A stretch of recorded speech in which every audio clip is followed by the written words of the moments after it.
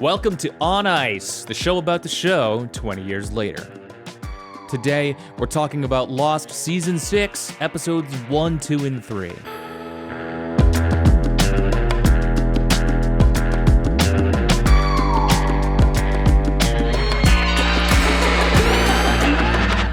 I'm Will. Also here is Ben, and you can watch full video episodes of the podcast on YouTube. Ben and I also release a bonus hangout show every week that can be found at patreon.com/drskeleton. We're in the sit up straight section of the show, Ben. Oh, is that because I'm sitting up straight? No, but I guess it's working on you too. I guess I had an interesting emotional reaction to the first two. I'm saying two because, listen, we're gonna get into it again for the sixth season in a row. I'm watching this on disc, and on the disc, when there's a double long episode, like part 1 and part 2, it just puts it as one episode. And so I didn't realize that episode, like LAX, was actually 2 episodes. Yeah. And usually that doesn't matter too much because it's at the end of the season and we just say watch the rest of the season. But this was a double long season premiere. Anyway, so I'm gonna sometimes probably accidentally say 2 episodes when I mean 3. Please bear with me. But I guess what I mean, I wrote out some thoughts here. So yeah, I'm just gonna get into it here. Sure. This is the sit up straight season, and what I mean by that is that I think that the actual content of the episodes and the direction this season seems to be headed obviously play a part in the okay, we gotta pay attention here. But this simply being the final season of the show is prompting a lot of reflection. A major part of Lost is that there's this crazy island where all this crazy stuff happens. It's so mysterious. What's going on here? You can have a lot of fun writing that check, stringing the audience along, making their imaginations work to conjure up explanations. But to paraphrase Jacob, the show will end, and everything that happens just before then is progress. Eventually, that check needs to be cashed. To introduce yet another metaphor, Lindelof and company have to land the plane. In the double-long Season 6 premiere, they literalize that objective by introducing an alternate version of the show's events where the inciting incident, the crash of Oceanic Flight 815, never occurs. The plane safely lands at LAX, and we, the audience, are left projecting all of the events and relationships of the previous 5 seasons onto these characters. And I think this is a deft move by the writers. I'm sure there will be more supernatural and mystery box reveals throughout Season 6, but there's a deeper, more human story as the foundation. How different could my life have been if I took that job or shook that hand? It's my fault Juliet died, or it's your fault, or it's nobody's fault, and we're helping ourselves to guilt over a completely arbitrary and often absurd sequence of events culminating in the detonation of a hydrogen bomb 30 years ago. How do we make sense of all the tragedy and ecstasy that comes into our lives? I think that's what Season 6 has to answer, or tries to answer, and we should get into it. I don't know. I was surprisingly affected by these first couple episodes, I guess is what I'm getting at. Interesting. Yeah. Well, I watched the Netflix version, so they put House of Cards references in and stuff like that because it's 2010 in the series now. They're like, we got to get back to watch House of Cards on Netflix at 8 p.m. I think you're joking, but is there what do you mean? Nothing. Oh, They okay. just I watched the Netflix version, so they split up the big episodes into 2 because Gotcha. Yeah. Netflix viewers are too baby brain to watch a 2-hour long episode. I mean, it is confusing. I think they did it differently in different countries too. Like it was broadcast and I think the show started out by, there might have been a reason initially that they were splitting up the finales. Okay, I mean, obviously the first I misspoke earlier. Obviously, famously, the first episode of Lost season 1 is a 2-part pilot, but besides that, it's been like normal episodes except for the finales. And then there might have been a reason for why they did that because they didn't really know what show was going to be, and then they fit everything's got to fit into an hour slot, and then eventually they're like, okay, this is a big enough hit, or the landscape changes enough that like, okay, we can dedicate 2 hours of broadcast time for your show. And now we just have this like kind of mess of sometimes it's 2 episodes, sometimes it's one. Sure. And you know what? It's so. I think this is kind of interesting. It's called LAX, but it's LA space X, or I don't want to say space X, but LA, and then X, like the X separated. Games. Yeah, the airport is obviously there's no spaces, and so I wonder, what do you think that's supposed to be? Is because like X means cross, right? Like you're crossing, and are we like crossing timelines? Maybe. What in the world does X even mean in the real LAX? It makes more sense in the context of crossing timelines than Lost. LA International is an X. Yeah. Well, they all need. So yeah, everything needs. I think they often. Never mind. I was gonna get confused like radio stuff, but like K and X each refer. I think have like airport connotations, and it refers to like runway orientations, I think. Okay, that's news. That's kind of news to me. Well, I remember like when I took the Part 107 exam to get certified for flying my drone, like there was something about maybe I need to re-up on that. I don't know what any of that stuff means anymore, but maybe that's just in like the NOTAMs. I don't know what that is. But I think K and X have some sort of significance for air traffic. I want to say something slightly, only marginally more relevant than what I just said to your very nice written introduction here. You said that Damien Lindelof and team have the responsibility this season of landing the plane. But let's be honest. I mean, even though I don't know how this ends, I know that in popular culture, it sounds like people think, like the show itself, they kind of crashed the plane. Yeah. So yes, just wanted to call that out, that we might be in for a rough landing. Yeah. No, that's a great point. I think that the popular like legacy of Lost, I mean basically the way I've heard about Lost ever since it stopped airing. I hope you didn't hear that burp on mic. I'm sorry if you did. It's embarrassing for me. But the legacy of Lost has been like, they screwed up the ending of the show. Yeah. And I mean, I've basically had to shut myself out from all of pop culture for the last 6 months, however long we've been doing this, because I will read I don't know why I'm doing this anyway, but like a couple weeks ago, I read a New York Times opinion piece that was supposed to be about like the US government, and people were talking about Lost and talking about how the end of Lost sucked or whatever. And I was like, damn, I guess I really have to go, full hermit mode, because this is what people think. Yeah. To go hermit mode. But like it's I'm so interested to see, like I can already tell that I'm like building up like, no, it was brilliant take. Yeah. Like, and I haven't even seen it. So like I guess I got to keep that in mind. But that's a good point, that like this is kind of the legacy. And like we're in 2010 now for season 6. That's like, I guess that is already kind of a long time ago, but it's a lot less long a time ago than it feels like a completely different era than 2004. Yeah. Did they make Lost jokes about John McCain when he lost to Obama, the plane thing? When CNN calls the results, they just hit the show John McCain's face and then hit the title card, Lost. Well, that too. I meant the he famously a guy who Well, crashed yes, crashed yeah. a plane. But Hmm. yeah, that would be great too.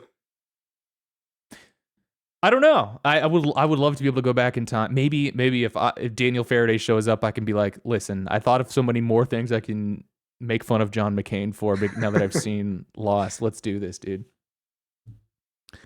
All right, let's talk about LAX. We're gonna talk about it as one episode because that's how the Wikipedia article is written. It aired February 2nd, 2010. It was directed by Jack Bender and written by Damon Lindelof and Carlton Cuse. Also, I didn't realize it was a double long episode until like Zoe and I kind of started a little later in the evening than we usually do, and then it kept going, and eventually I like reached over and like paused it. I'm like, how much? This feels like it's going on for so long, and like yeah, it was basically at the end of it. Uh, they don't break it up. Anyway, so the article, the summary here, breaks things up into. Well, I think we just need to talk about the conceit of the season, or at least these episodes, kind of up top here, because it talks about the Flash Sideways timeline right up top at 2004. Sure. And so, yeah, so like obviously the rest of the show has had these flashbacks where we see the origin stories of the characters, and then are they flash forwards?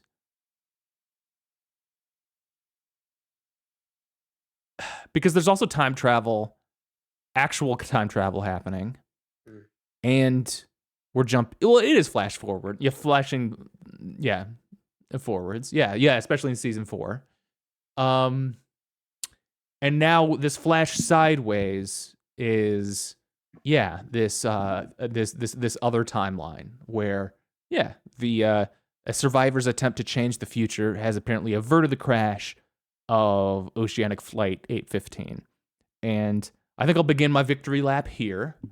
I think I said that they were going to be able to successfully change something about the future, and that there's like the alternate timeline, or I don't know. I feel like I said something about that.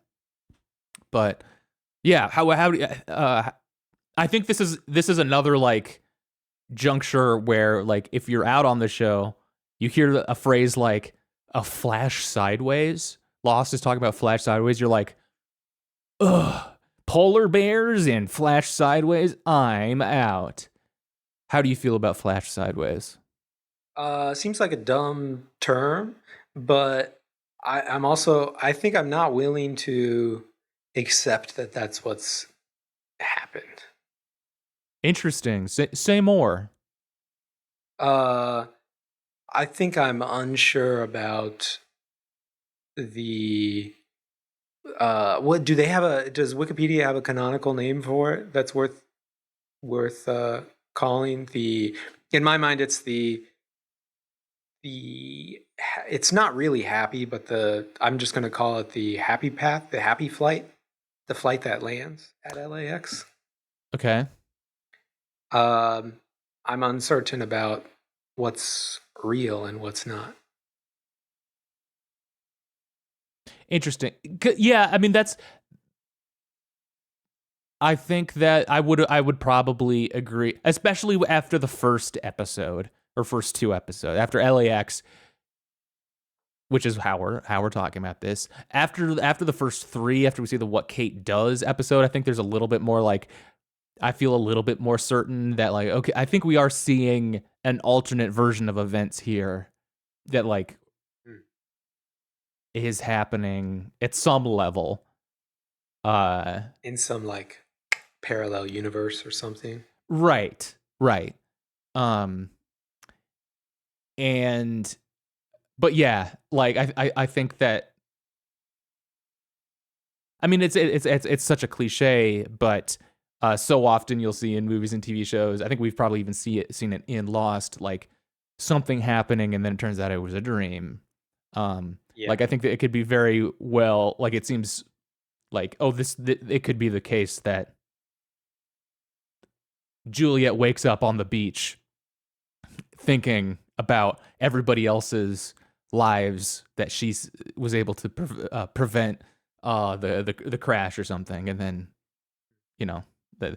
look, so it's counterfactual comes up here, but it's like, but actually counterfactually, I don't know, I'm trying too hard, I'm reaching, but I think after the What Kate Does episode, I'm comfortable saying this is an alternate timeline. I think the phrase "flash sideways" is a little funny, but I don't think they're actually saying that in the show. So like whatever, and yeah, I'm on board for it. I think it's interesting to like, yeah, we're seeing Jack and Kate and Sawyer and everything like as if when the plane doesn't crash, and we're just thinking about everything that they went through that we saw.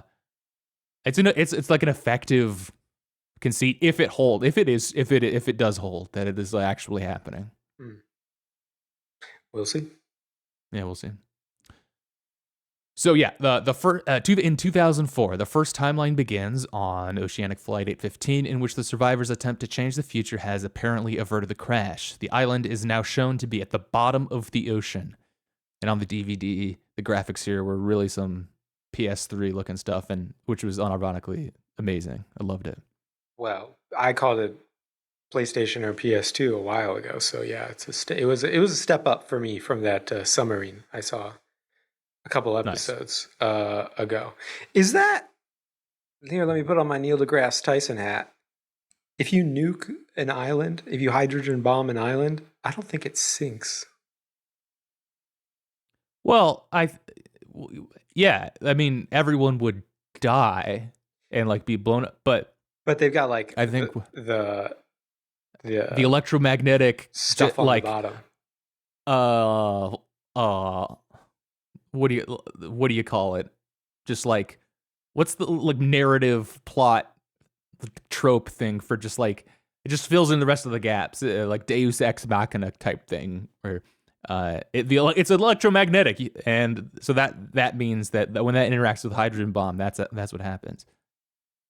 It's not just a hydrogen bomb going off, I guess is my point. There's also the electromagnetic stuff. But I don't think it just sinks, because an island's not just floating, it's not like an iceberg. It blows a crater up so hard. I don't know.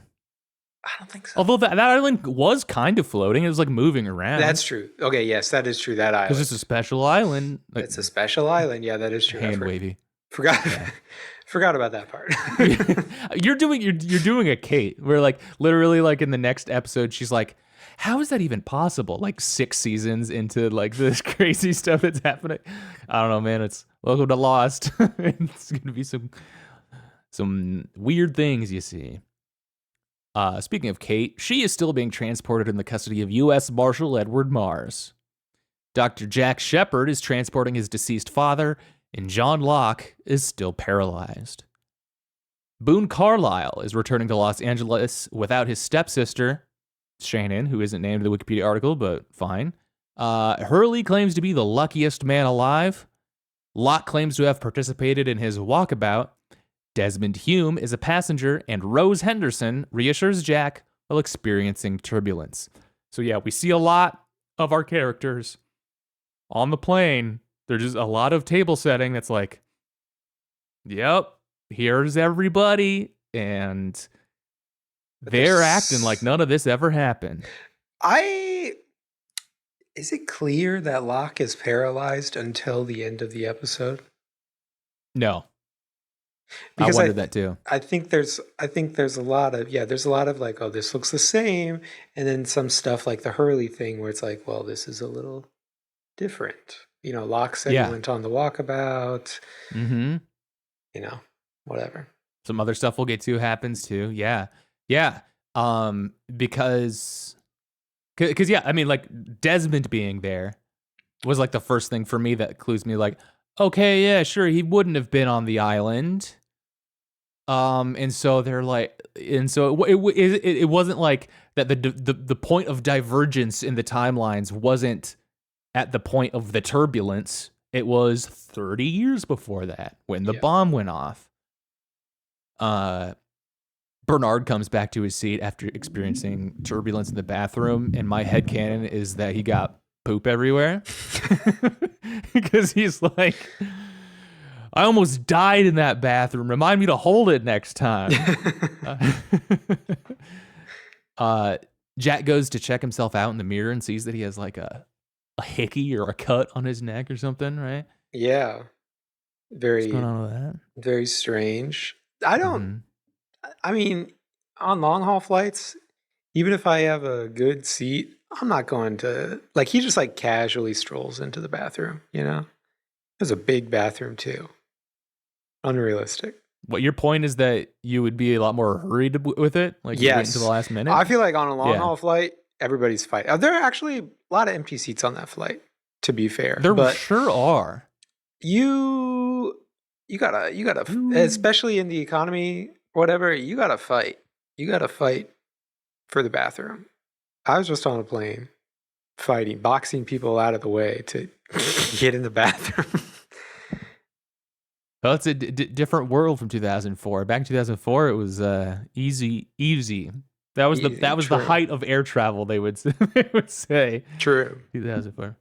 Get in a Things lot of were places. magnificent. Yep. I mean, yeah, Jack is very casual on the plane.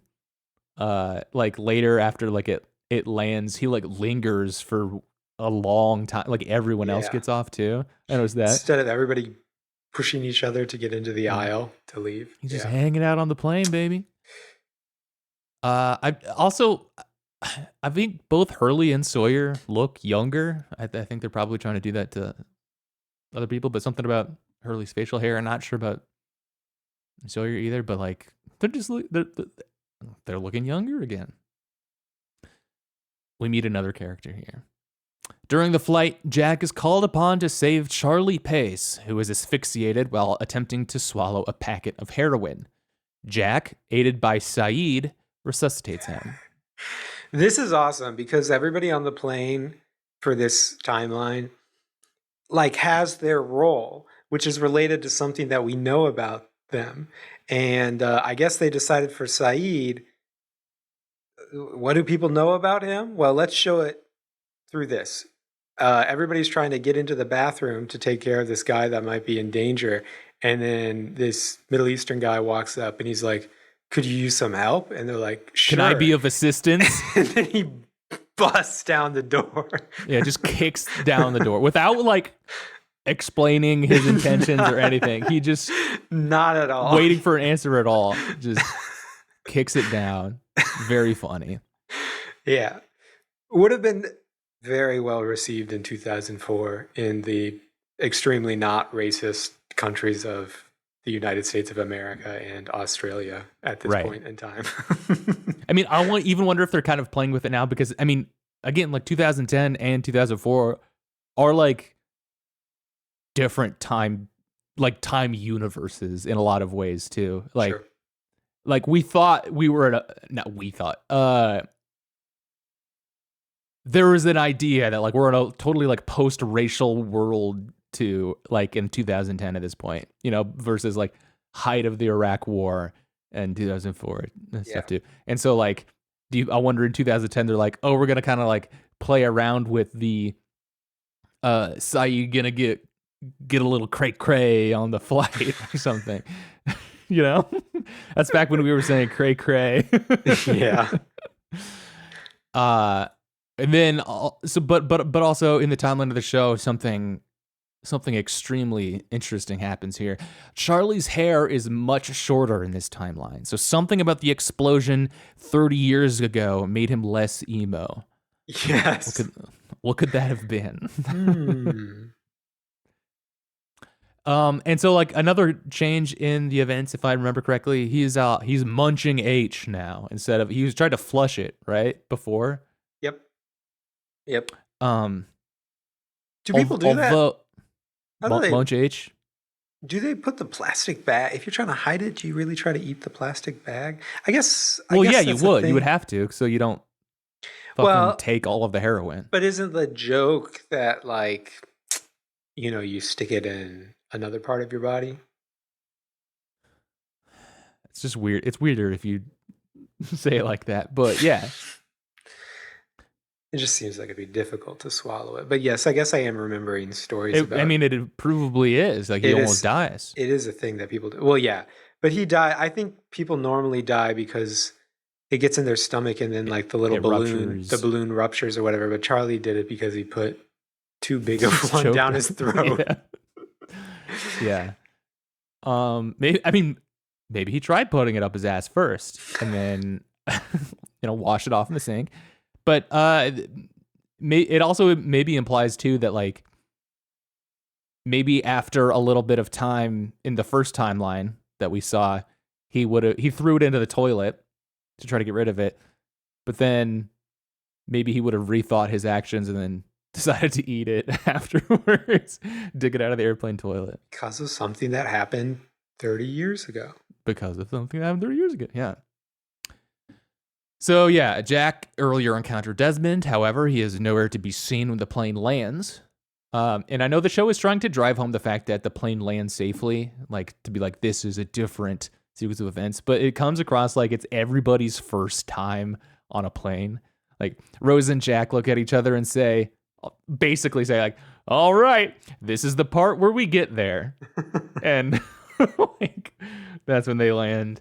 They make a real meal out of, don't you love it when the plane gets there safely? Like is happening right now? Yeah.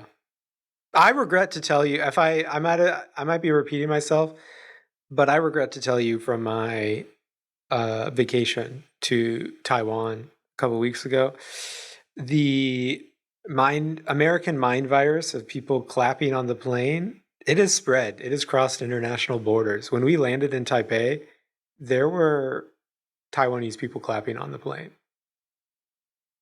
That was insane to me. I think that we are in a new era of flying where like it might be a lot more reasonable to clap that you get there safely though. Sure, that's maybe true. I'm still not clapping though. Well, yeah. Not going. You'll never catch me putting my hands together on an airplane. You'll never catch me, even if my plane crashed, even something bad happened on my plane. I'm walking off the plane. I'm jumping down the little slide thing that they put out or whatever onto a tarmac. I'm still playing it cool, like nothing happened. Like this, like I've been through this before. I'm like trapped in the wreckage, bleeding out, and like there's a rescue team like going through the wreckage, looking for survivors, and I'm like pretending to not notice the like Saint Bernard with like the barrel around its neck, like not making eye contact with the first responders there, just be like, I'm good, I'm good, leave me alone. It's like the little attendant light. Ba-ding. Mm-hmm. Excuse me, miss. Could I get some Oh, help hi. Yeah. Really forced to confront. Or I accidentally bump it and they come by and they're like, oh, thank goodness we found you. Sorry, it was a mistake. I didn't. I'm really embarrassed. I didn't mean to bump it. Although these days, the first responders just be going around offering you to how to sign up for the American Airlines credit card.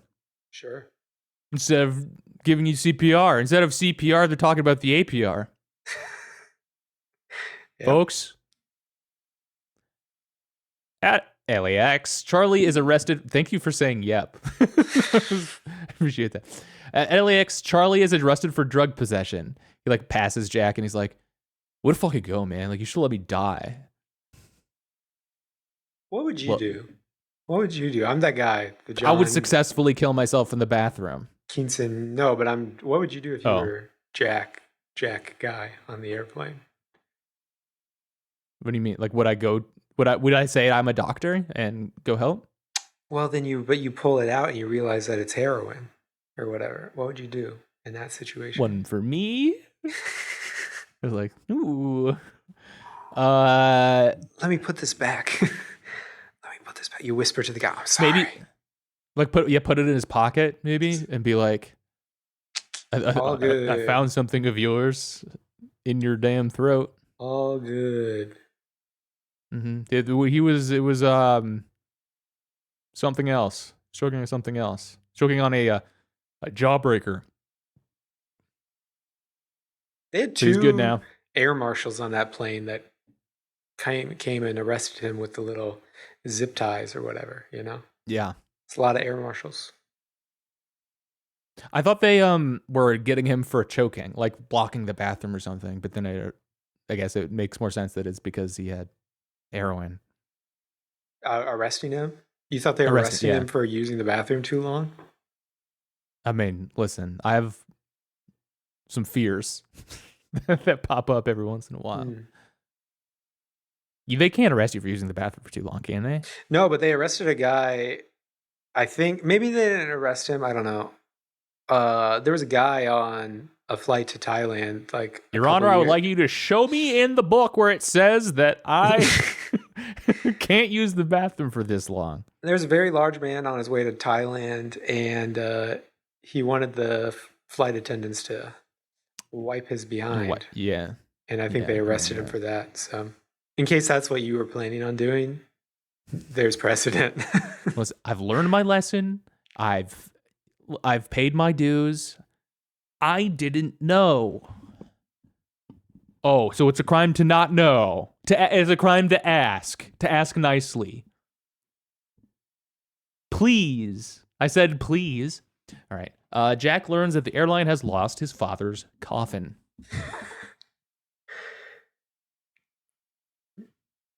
Mr. Shepard, you should have seen what happened in the other timeline. This is not bad. I mean, I've been there. I feel Jack. Kate escapes Mars's custody. The custom agent asks Mars anything to declare, and he goes, "Just a murderer." And the agent is like, "All right, no further questions. Go ahead." This seems like a good one to, inquire. You don't want to follow further. up on the murderer thing. All right, fine. Jin is detained after failing to declare some large amount of cash on his customs form.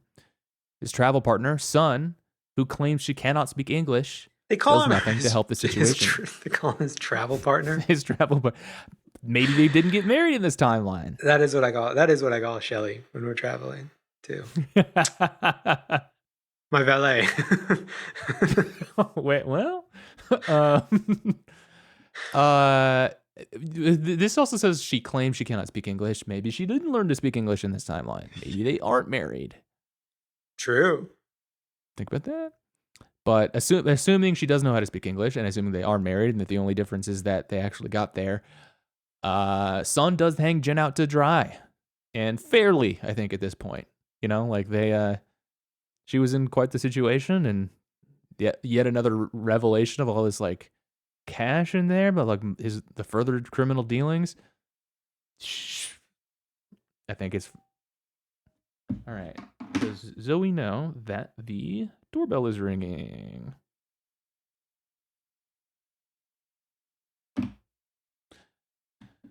Kate hijacks a taxi cab in which Claire Littleton is also a passenger. Jack speaks with Locke, who notes that his own luggage has also been misplaced. They have a great most insane conversation. Yes. John should be working for an airline agency, you know?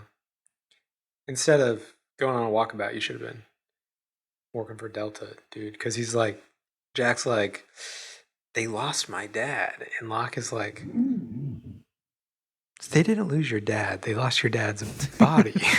Your dad's still in your heart. Yeah. I wrote that down too. Like basically every line in this conversation is totally nuts. The airline Locke is like, they lost my bag of knives. Jack is like, they lost my dead dad. And then there's like pause for a second. Jack's like, hey man, can I ask what's wrong with you? And Locke's like, oh yeah, I'm paralyzed. Jack's like, here's my card. I promise I can fix you. He says, it's on the house. Yeah, it's your move right there. Great. Nice. Jack also asked Locke if he's a salesman after he says the knife thing. And then Locke is like, Something like that. It's just like what a. It makes it sound like he's the knife salesman is like his mob guy cover Right. story or whatever. Mm-hmm. Very cool. Well, he had that exact line 2 episodes ago, right? When Ben says to him like, or Richard is like, isn't it? You're having a real out of body experience looking at yourself do that thing in the jungle, and Locke goes something like that. He has the same line here, but yeah, the line where he's like, "They didn't lose your father; they lost his body." Okay, man, have a good one. Like what? But yeah, Jack does pause for a second and kind of look down like, damn, that's deep. yeah.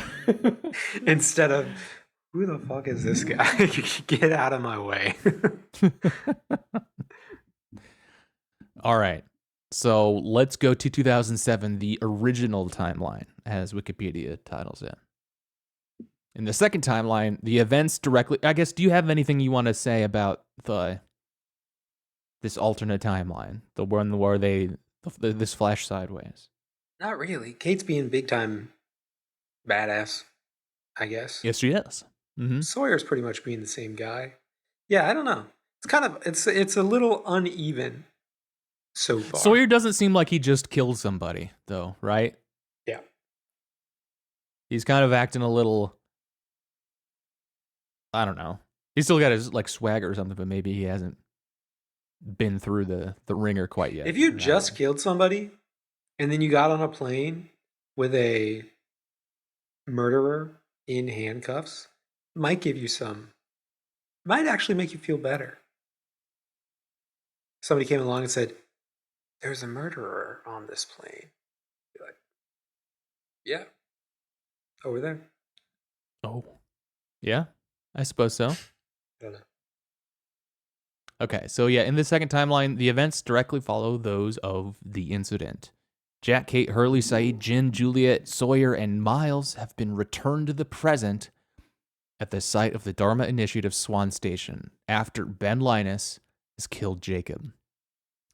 Sawyer is angered by the prospect that Juliet's death was meaningless and engages in a fight with Jack. However, Juliet is alive underneath the remains of the station. She calls out and they hear her. The survivors free Juliet, who dies moments before she can tell Sawyer something important, and Sawyer blames Jack. So we thought we lost Juliet at the end of last season. How do we feel about her being brought back just to see her die again here? It's okay. She's got to get a paycheck. Interesting. Oh yeah, this is just Elizabeth Mitchell. This is my pro worker take. Yep. Bring all the characters back. Get them all paid. What they're kind of doing. That's true. Yeah. Kind of. Yeah. ABC greenlit one last season. Everyone get in here. Dr. Arst, get back here.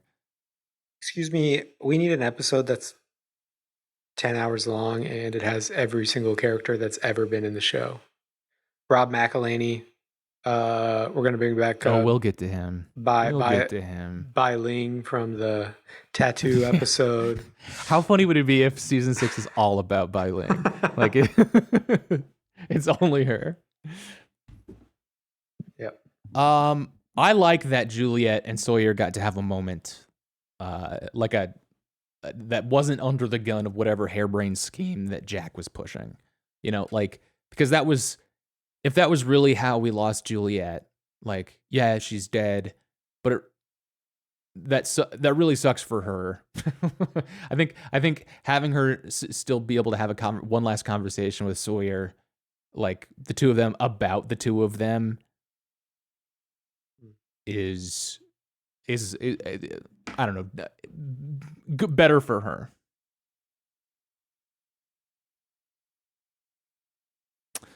So yeah. Hurley tends to Saeed, who has been mortally wounded by a gunshot. Jacob appears to Hurley. Jacob explains that he has been killed and that Saeed must be taken to the other's temple in order to be healed. Hurley must also bring the guitar case that Jacob gave him. Sawyer and Miles stay behind to bury Juliet, while the rest go to the temple. Sawyer forces Miles to use his medium skills to talk to Juliet. Miles relays her message, which is, "It worked," which leaves Sawyer confused. But we know what's going on, I think. Juliet's At the last temple, words were, "Yo."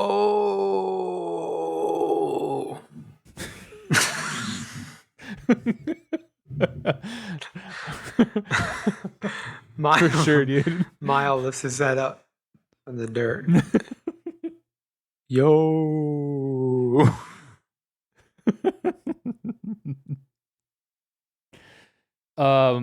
It's the other guys, right? Where there's the scene between Will Ferrell and Eva Mendes, and they're on the outs, and her mom is relaying the messages back and forth, but it's like it's very sexually explicit, and it's like, Miles does the medium reading.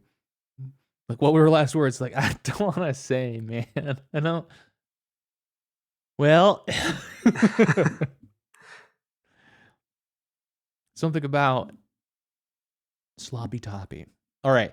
At the temple, the group encounters the remaining members of the others who have taken refuge, including Flight 815 stewardess Cindy and the 2 abducted children, Zach and Emma, who have been missing since they were taken in by the others. And I've decided to call this group of folks the Branch Jacobians. Or Branch Jacobians. I don't know how you want to say it. Why the Jacobians? You know why. The survivors are captured and brought before 2 men. The Japanese man, Dogen, and his translator, Lennon. Yo, this is why she was saying, yo, this is who I was talking about, by the way. Do you like, I can't think of his name now, Hiroyuki Sanada? He's in Shogun, right? He is, yes. Yes. I think that's what I clocked him from. I mean, I was excited to see John Hawkes. I saw his name in the opening credits and got very excited. Oh. He's got to be the biggest Deadwood alum so far. He's like one of the main characters. Wait, who's that? The translator. Oh. The hippie translator, Lennon. John Lennon. Wait, is his real name Lennon in the show? Apparently it is. Wow, because maybe I remembered that from before, but every time I saw him on screen, I got my little mental names for everybody, as you can imagine, and I just thought of that guy as John Lennon. Nice, yeah. Makes sense. Hiroyuki Sanada is who I was teasing at the end of last season, so like last episode or whatever, he's probably not actually. He's definitely not the biggest celebrity in the show, but he's a really big one. He's a big one. I guess mostly in Japanese movies, but he's a big one. He's probably done more American he's movies in John Wick Chapter 4. Lost. Yeah. Yes. I mean, a lot of American things. He's in that Westworld. He's in like that dumb one with Brad Pitt recently, the Bullet Train one, but he's in a ton of Japanese movies from he's in Ring and The Ring 2. And I haven't maybe seen The Ring 3. Okay.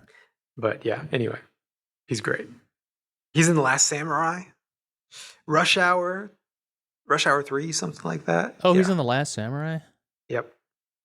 Okay, that's one I have seen. Yep. I mean, yeah, he's definitely like, you recognize him. Yeah. You're like, oh, it's that guy.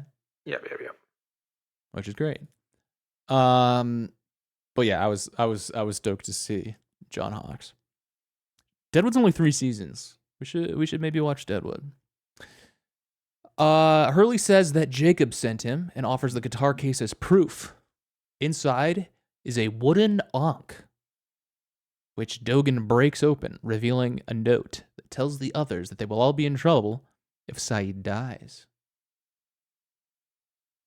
Nice. Dude, they broke my onk. Dude, where's my onk? I'm just saying stuff, man. All right. Saeed is brought to a spring noted to have gone murky and is held underwater until the time of an hourglass passes. What's the name? Is it like the Spring of Lazarus? Something like that? Don't know. Concept? Don't know what you're talking about. The Spring of Lazarus. Am I going crazy? Anyway. But yeah, it's a murky, dirty spring. Jack tries to stop them from drowning Saeed and get his ass kicked. He gets his ass kicked immediately by Dogan. He just like thrown to the ground. Am I saying it right? Dogan? Dogan? Probably. Who's Dogan? Dogan's Dogan. Jack administers CPR, but Saeed does not respond. They believe Saeed has died. And here's a little tip to the viewers here. If you're going to need CPR, definitely try to avoid having Kate in the area. She loves to pop in with a discouragement to whoever's administering CPR. Stop it. He's dead. Stop. Like, after he just started, like, let him, like, why not just let him try? The downside is that he does for sure die. Upside is he's still alive, man. Can't knock it off. Sawyer and Miles are brought into the temple, having been captured after burying Juliet. Dogan privately questions Hurley, who reveals Jacob is dead. Shocked, the others sound an alarm, prepare their defenses, and light off some fireworks. Baby. Let's go. The crowd open a cold one. Woo! Woo! Hit the radio, Born in the USA, turn it on, and then they're just, we're going to have ourselves a beach day. But in preparation for an attack, it seems like that's what's going on. Lennon insists on speaking with Jack privately. Jack refuses, leading to an altercation when Saeed comes back to life. Damn. Inside the pedestal of the statue, the man in black, who has taken the form of Locke, orders Ben to bring Richard Alpert inside. And I gotta say, I can't help but root for Locke Bosch. I love seeing Terry O'Quinn go in beast mode. It's just fun. I have a soft spot for Richard Alpert, though. Yeah, you know? That's true. Corporate man of the island, you know, in a way. Very amiable. Yeah. Definitely true. Might be evil in the way that a corporate person might be, but very cordial. And you gotta respect that. I do. I mean, it's just, I might need to do a Terry O'Quinn deep dive. He is so good in this. He's playing such completely different characters in this episode. He's like total villain mode, and also like dorky knife losing guy. Oh yeah, and dead guy, and a dead guy. Yeah, his dead guy. Oh my god, no one gives dead better than him. He does look like a dead guy.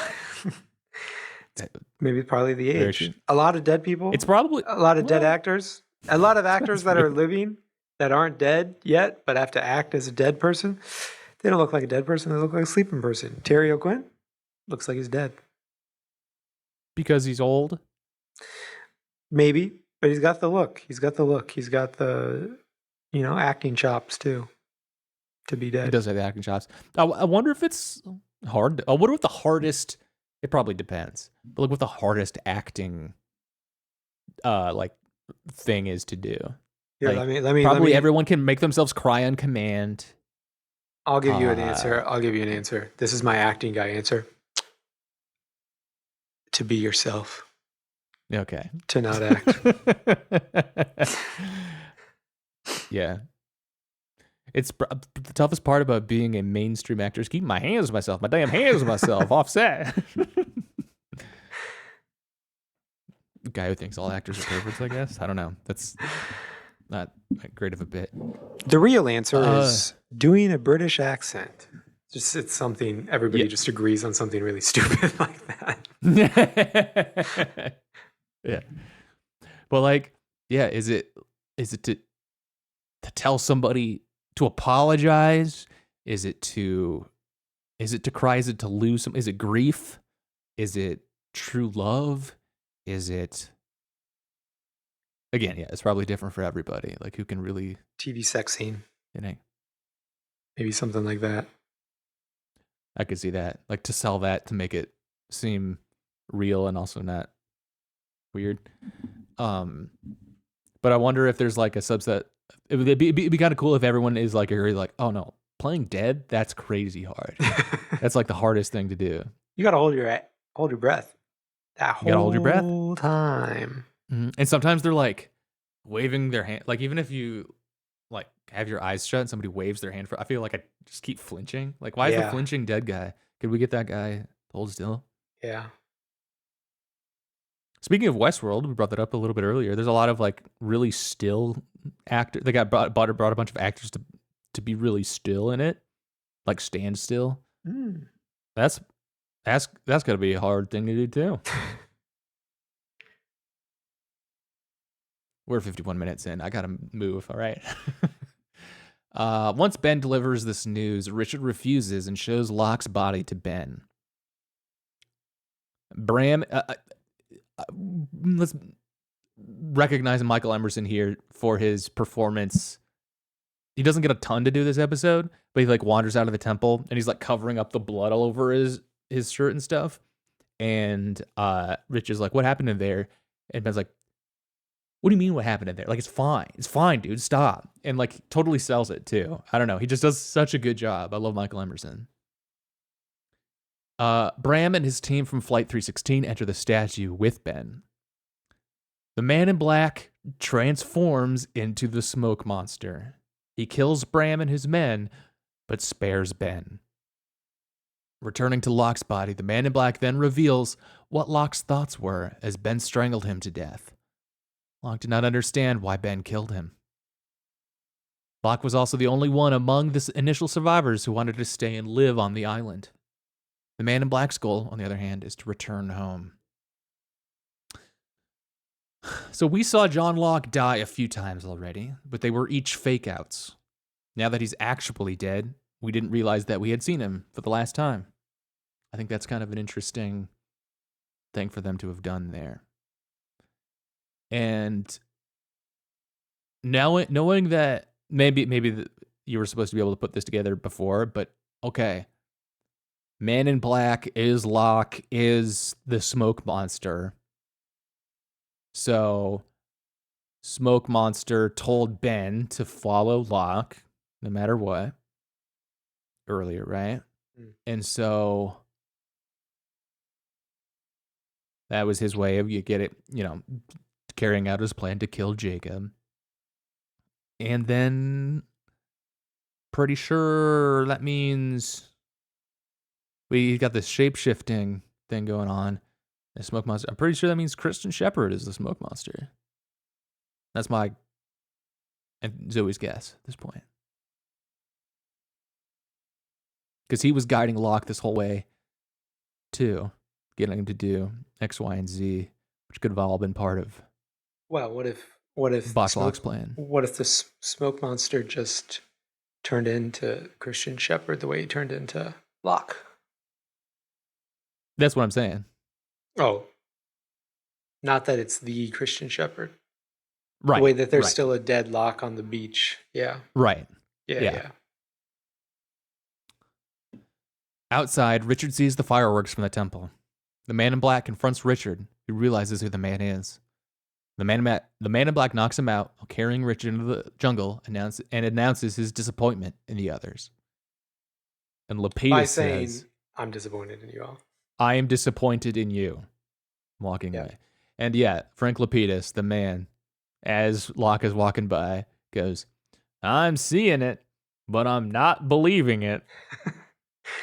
That was, I've joked about this with you before, using the Locke or the Lost clips for those, TV channel commercials where they clip stuff from movies. Yeah. And, that one's getting clipped, That's a pull. Pull that. Double episodes of Lost next week. Make sure you tune in at 7 p.m. I'm seeing it, but I'm not believing it. You better believe it. 2 episodes of Lost only next week. Damn, this is so crazy. This is the craziest thing that's ever happened on this island. Whoa.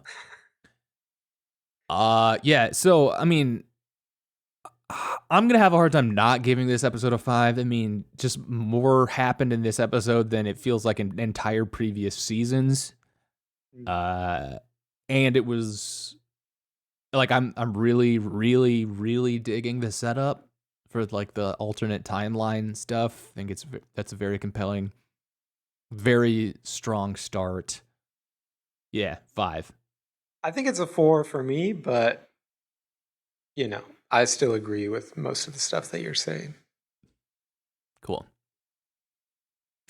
This episode of Lost on Ice is brought to you by us. Thank you for listening to the show. Please consider subscribing to the YouTube channel and telling a friend about the show. We'd appreciate it. Also, check out patreon.com/Dr. Skeleton. Let's talk about Season 6, Episode 3, called What Kate Does. This is obviously an echo of the What Kate Did title earlier. This aired February 9th, 2010. It was directed by Paul Edwards, and it was written by Edward Kitsis and Adam Horowitz.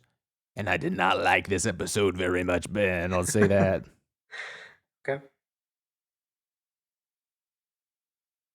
But I'll reserve overall thoughts to the end. Okay, in 2004, we see our Flash Sideways timeline. In the Flash Sideways, Kate, it kind of reminds me of like firmware, like a Flash Sideways. Like we got to figure out some middle ground between software and hardware. Sure. To flash back and flash forward. Let's call it Flash Sideways. Yeah, flash your USB. In Flash Sideways, Kate Austen flees LAX in a taxicab she has hijacked, in which a pregnant Claire Littleton is a passenger. The cab driver bails, and Kate lets Claire go, keeping all of Claire's possessions in her haste. She drives to a chop shop, where a mechanic frees her from her handcuffs. While searching for a new outfit, Kate learns that Claire is pregnant. For even the dumbest Lost viewer,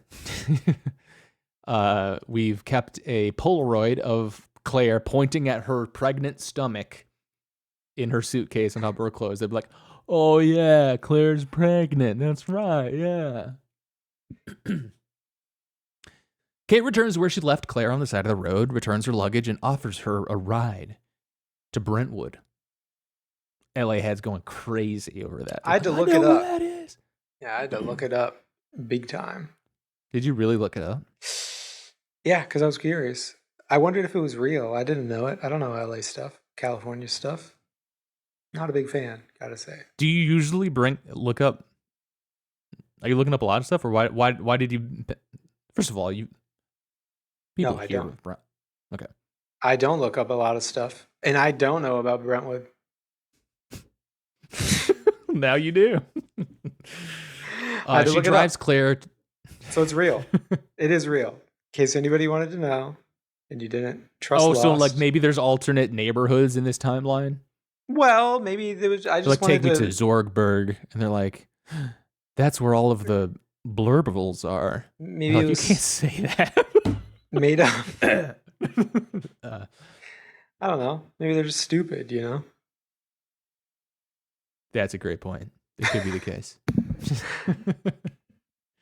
They could just make it. I mean, she's from Australia. Yeah, maybe. So she shouldn't have to know anything about. Yeah. Los Angeles. Kate drives Claire to the house of Lindsay Bascom, the woman who was supposed to adopt her baby, but Lindsay's husband has left her, and devastated, she no longer wants the child. Well, she says she can no longer care for the child. Yeah. She can't adopt it anymore. And Kate's like, she came all the way from Australia for you. Are you kidding me? But then Claire goes into labor on the doorstep. Kate goes to the hospital. Very funny. Very funny to go from not realizing that somebody's pregnant. Then you give them a ride, take them to the door.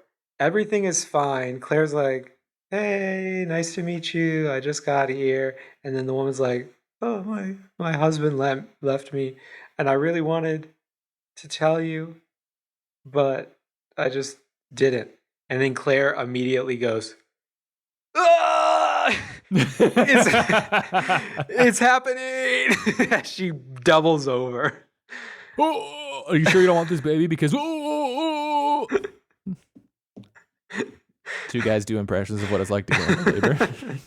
Welcome to the podcast, guys. She did that impression. It was That's true. It was great. Yeah, she really did. I mean, she really did be doing that. It's happening. So Kate takes her to the hospital, and Claire's doctor is one Ethan Goodspeed. Whoa, inherited the James Bond name. Ethan calls Claire mommy. Did not like that. He's like, weird. Good job, mommy.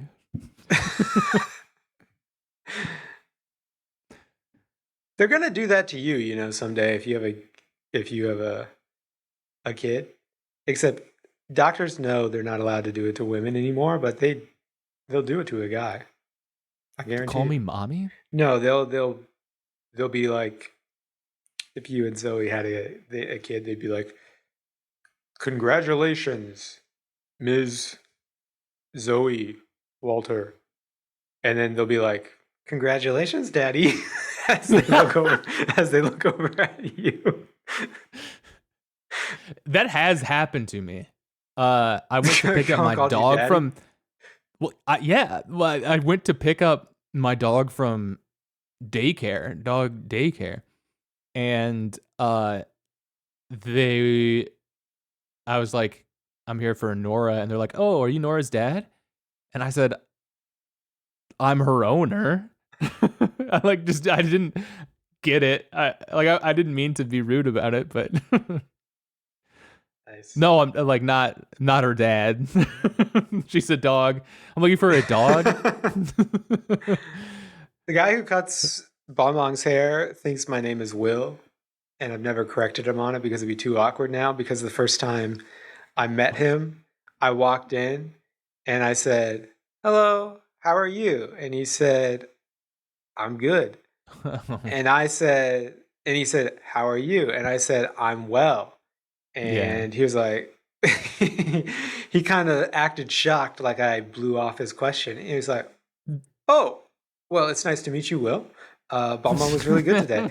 And I was like, and then he remembered it. So now every time I go back, your grammatical pedantry has finally bit you in the ass, Ben. Your insistence that you don't respond to that question like every other human being, even though it is technically incorrect, has caused you some troubles. Finally, you say, I'm doing all right.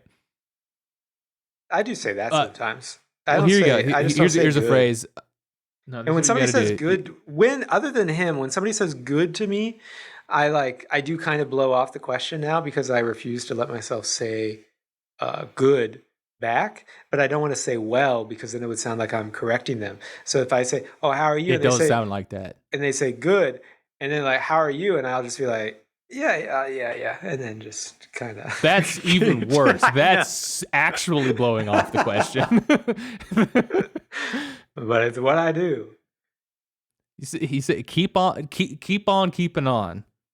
Or, that's what you said. Hanging in there. I mean, come on, working hard or hardly working. You got to come up with like some things. Hanging in there. Well, sometimes I pause and then I just tell them a story instead. Okay. Which is also come up with the worst response. That one is blowing it off. That one is blowing it off, but it's you more literally cordial. Wave them off. They're like, "How are you doing?" You're like, That's so crazy. I don't wave them off, but I verbally kind of wave them off. I don't mean to, but I don't want to look like I'm correcting them. So I'm just like, yeah. Say you're. I'm not gonna say good. I'm not gonna say good. Yeah. Say you're doing fine. Yep. Actually, honestly, do say you're doing good. That's just what you have to do. Sorry. I'm not going to do that. I'm really not trying to be a pedant, but I do say well. The police later come looking for Kate in the hospital. But Claire covers for her, allowing Kate to escape. Claire gives Kate her credit card. And I'm thinking, that's going to get flagged for overseas purchases anyway. That's not going to work.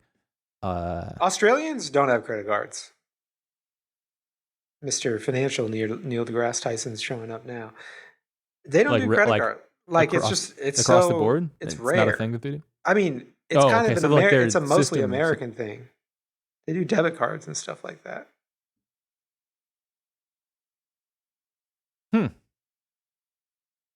Actually, this is unrealistic, and I'm checking. This gets a 0 out of 5.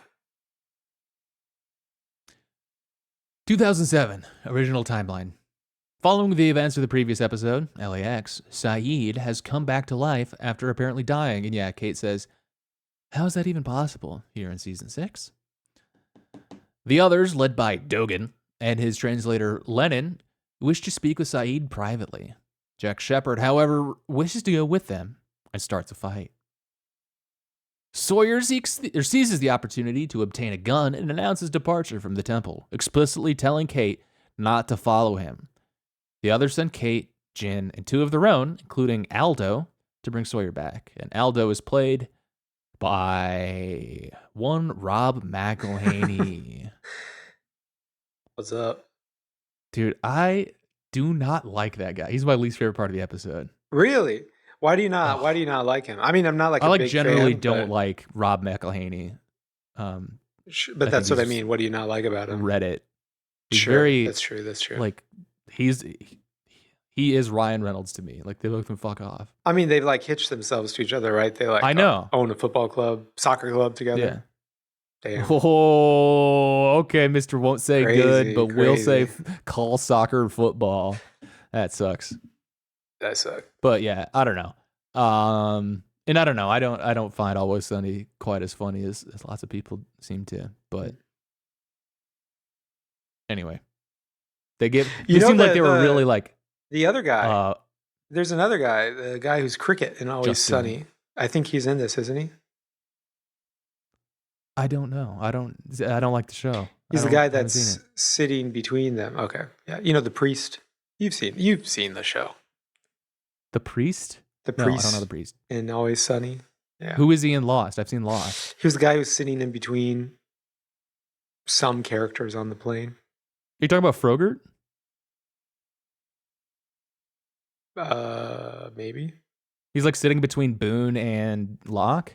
Maybe? Yes. He's like the red shirt guy who gets shot by the burning arrow? Yeah. No. Oh.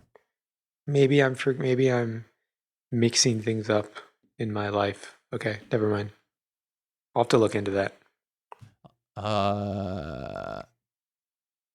Always Sunny priest, Rickety Cricket, whose real name is Matthew Mara. David Allen Hornsby. Who is this? This guy doesn't look familiar.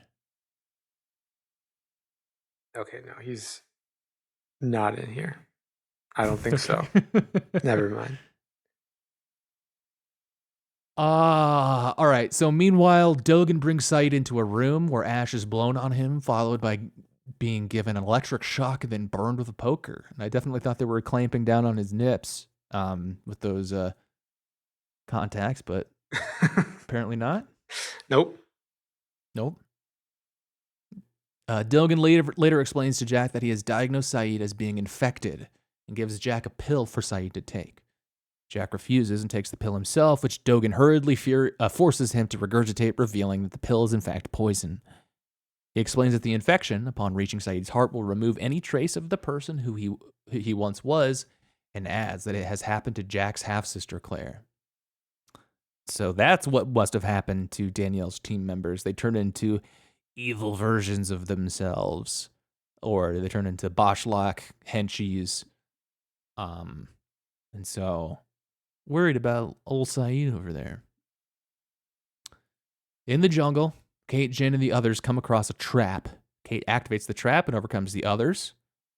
Jin and Kate split up. Kate follows Sawyer's trail, while Jin begins to search for his wife's son. Kate finds Sawyer at the Dharma Initiative's barracks in the house where he and Juliet Burke had previously lived for 3 years. He retrieves an engagement ring he had hidden and later talks with Kate at Dorma's dock. So Kate is on a mission to basically bother Sawyer as much as possible. She's mad at him for loving his wife. Where do you get that engagement ring? I bet they get all sorts of supplies. Maybe a source from the shore. Do you think he put in a request for that though? Is what I mean. Yeah. Other people knew about it. I bet he semi-smuggled it, but yeah. Sure. I mean, they were like they were integrated parts of the community. I bet it was like a scheme between. There's like a friendly like somebody else. Keep this from Juliet. Yeah. That everyone knows there's a happy secret coming. Yeah. Sure. He explains that he planned to propose to Juliet, and then he blames himself for her death, saying that he convinced her to stay on the island with him because he was lonely. And so at this point, I mean, this is, I think, is a very strong part of the episode, and Josh Holloway's performance is really great. I think, like, Sawyer has really become the heart of the show for me in a lot of ways, and this was really strong. I don't know. I gotta say, I feel different. I mean, I know where you're coming from, and I've felt that way a little bit in the past, but in the past few episodes or so, I have been I'm very selfishly in the mode of like, everybody gotta focus up. Still on Magic Island. Do Magic Island stuff. I don't care about any of your personal losses anymore. I can see. I'm usually in that boat, but for some reason, like, I think that the Sawyer and Juliet stuff was played so well that like that one is working for me. Sure. The other one's not so much. Okay. Sure. Meanwhile, Jin is caught by the others who want to kill him instead of taking him back. Jin runs off, but is caught in a bear trap. Ooh. Suddenly, someone shoots his captors, and Jin is shocked to see that the shooter is Claire. So at least Rob McElhenney gets got. In and out. Yeah.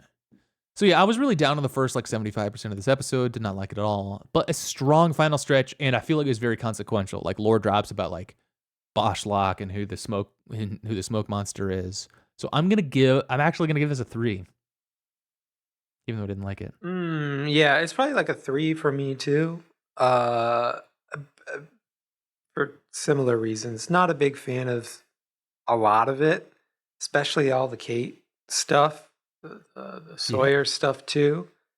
But ending, pretty cool. And I'm ready for Jin and Sun to, reunite or whatever. This has been going on a long time. A lot of other people in this universe. I thought you don't care about people's emotional stuff. You want Mysterious Island. Well, as soon as they meet each other, then good.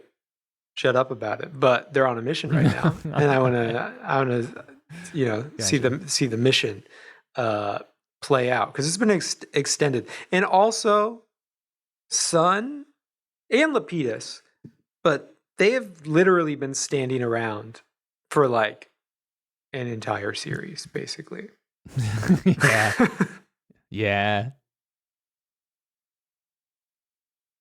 Yeah. It's kind of interesting. Season, an entire season. If I said the wrong thing, getting players off the board temporarily to like focus on like core stories does have its downsides. Or like, I mean, like we don't need to spend too much time talking about Claire because like we'll come back to her later at this point, or look, she'll have some crazy infection story, I guess, to talk about later. But then also like, we want to focus on other stuff, so we're just have Sun and Lapidus just hang around. It's kind of funny that Caesar guy. That was really everything. That was it for him, I guess. Yeah, guess so. Huh. Guess so. You think you don't know what's going to happen? So do you think that? Claire is going to get her own version of the? Do you remember the Tailies episode from? Way back, like the other 48 or something like that. Yeah. How have the past 3 years been for Claire, or whatever it's been? I think we'll see some of it. But I think we can also, because I don't think that they're gonna. It would be it would be doing Kate dirty Claire a bit dirty, if like same sort of logic for Juliet's thing. If like, oh, we already saw like the end of Claire. I feel like they're gonna have to give her some Emily de Ravine some more to do this season. And I think part of that is going to be her as Claire, where we haven't seen the last of Claire in this timeline. So yeah, that's it for the show. If you like what we heard today and want to hear more from Ben and I, please consider joining our Patreon. That's patreon.com/Dr. Skeleton. Every week, Ben and I release a bonus hangout show and get into the stuff that's simply too hot for the main feed. Right into the show at drskeletonsartschool@gmail.com. Comment down below, what did we miss this week? Next week, we are watching Lost Season 6, episodes 4 and 5.